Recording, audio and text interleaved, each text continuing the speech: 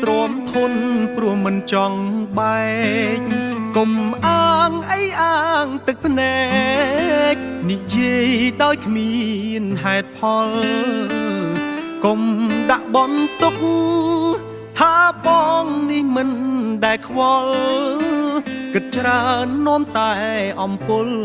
អូនមិនយល់ព្រោះមិនមែនបងដើរតួទឹកភ្នែកអាងអីអាងរត់រកម៉ែទូលពិតថាលែងចង់ក្បែរលែងចង់ចាំរឿងកន្លងអនុស្សាវរីយ៍គ្មានទេពាក្យថាស្នេហ៍ស្នងភ្លេចរឿងរួមរាំងកន្លងអង្គពីងអូនបងអស់ប្តីប្រពន្ធ